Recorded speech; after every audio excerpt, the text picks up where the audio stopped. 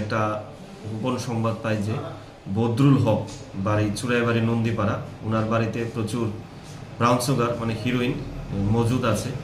তারপরে এই খবর পাওয়ার সাথে সাথে আমরা থানা স্টাফ আমি সহ যাই ওনার বাড়িতে তল্লাশি চালাই।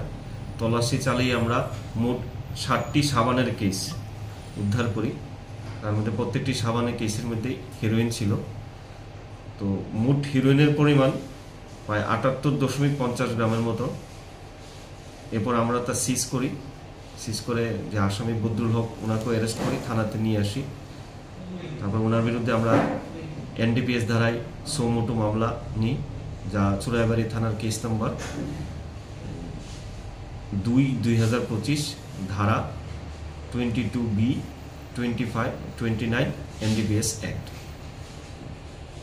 উদ্ধার হয়েছে কালোবাজারের মূল্য প্রায় 6-7 লাখ টাকা।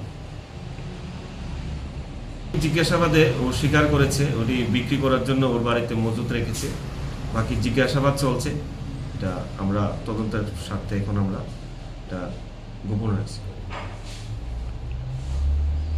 আমরা ওকে 3 দিনের পুলিশ রিমান্ড চেয়ে আদালতে চালান করব। তারপর পুলিশ রিমান্ডে থাকাকালীন আমরা সব তথ্য ওর কাছ থেকে আমরা জানব।